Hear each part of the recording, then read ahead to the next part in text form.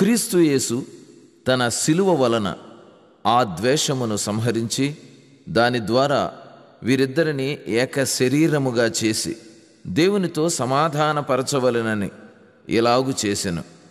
ఎఫెసీయులకు రాసిన పత్రిక 2వ అధ్యాయం 16వ వచనం. దూరస్థులమైన మనలను తండ్రి సన్నిధికి చేర్చింది శిలువ. పరజనులమైన మనలను దేవుని ఇంటిలో సమకూర్చింది శిలువ. మన దశ దిశ మార్చిన ఆ శిలువ విలువను గుర్తించి మన సమాధాన కారకుడైన క్రీస్తు యేసుకు కృతజ్ఞతార్పణలు చెల్లిద్దాం హృదయపూర్వకంగా.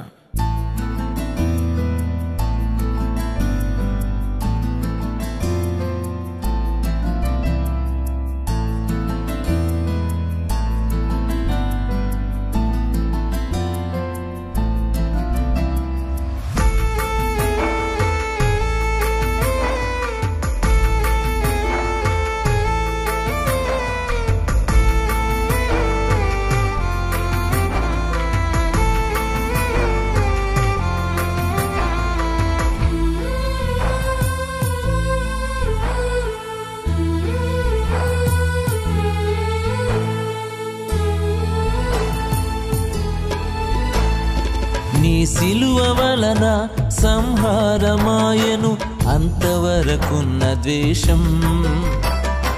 నీ సిలువ వలన సంహారమాయను అంతవరకున్న ద్వేషం. తొలగించబడెను మధ్యావరోధం, తొలగించబడెను మధ్యావరోధం. చేసితివి ఉభయులను ఏకం, చేసితివి ఉభయులను ఏకం. స్తోత్రాల ధూపం ఆత్మీయ గానం యేసునికే అర్పితం. స్తోత్రాల ధూపం ఆత్మీయ గానం యేసునికే అర్పితం. నీ సిలువ వలన సంహారమాయను అంతవరకున్న ద్వేషం. నీ సిలువ వలన సంహారమాయను అంతవరకున్న ద్వేషం.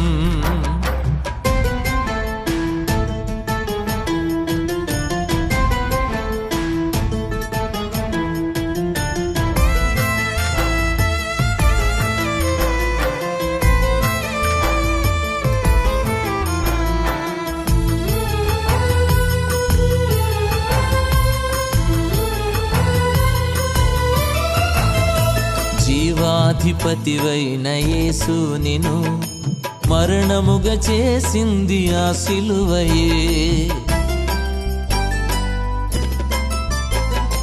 జీవాధిపతివైన యేసు నిన్ను మరణముగా చేసింది ఆ సిలువయే. చావునకు లోనైన ఈ పాపికి, చావునకు లోనైన ఈ పాపికి అక్షయత కలిగించినే.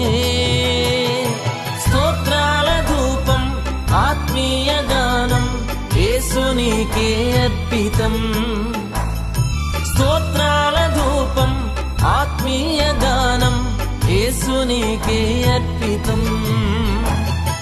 నీ సిలువ వలన సంహారమాయను అంతవరకున్న ద్వేషం.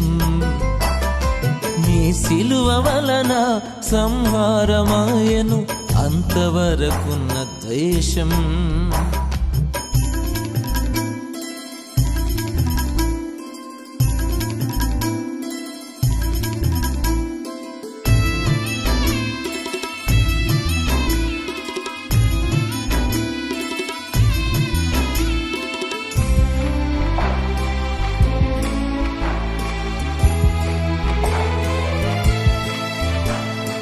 దీవెనల నెలవైన యేసు నిన్ను శాపముగా చేసింది ఆ సిలువయే.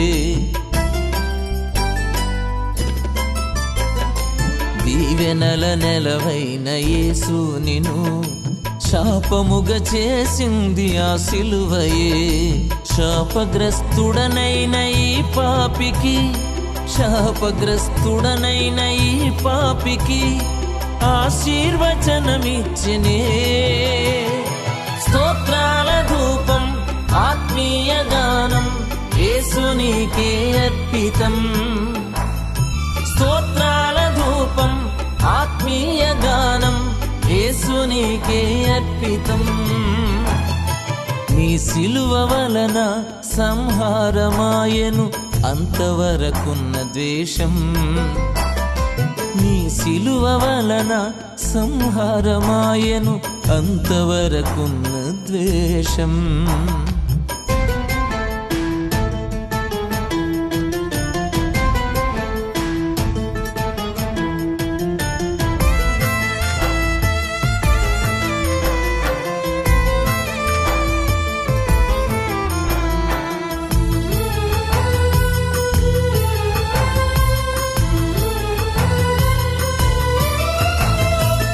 ఐశ్వర్య నిధివైన యేసు నిను దీనునిగా చేసింది ఆ సిలువయే. ఐశ్వర్య నిధివైన యేసు నిను దీనునిగా చేసింది ఆ సిలువయే. దారిద్ర్యమందున్న ఈ పాపికి, దారిద్ర్యమందున్న ఈ పాపికి భాగ్యమును సమకూర్చినే. స్తోత్రాల ధూపం ఆత్మీయ గానం యేసు నీకే అర్పితం. స్తోత్రాల ధూపం ఆత్మీయ గానం యేసు నీకే అర్పితం. నీ సిలువ వలన సంహారమాయెను అంతవరకున్న ద్వేషం. నీ సిలువ వలన సంహారమాయెను అంతవరకున్న ద్వేషం. తొలగించబడెను మధ్య అవరోధం, తొలగించబడెను మధ్య అవరోధం. చేసితివి ఉభయులను ఏకం, చేసితివి ఉభయులను ఏకం. స్తోత్రాల ధూపం ఆత్మీయ గానం యేసు నీకే అర్పితం. స్తోత్రాల ధూపం ఆత్మీయ గానం యేసు నీకే అర్పితం. నీ సిలువ వలన సంహారమాయెను అంతవరకున్న ద్వేషం. నీ సిలువ వలన సంహారమాయెను అంతవరకున్న ద్వేషం.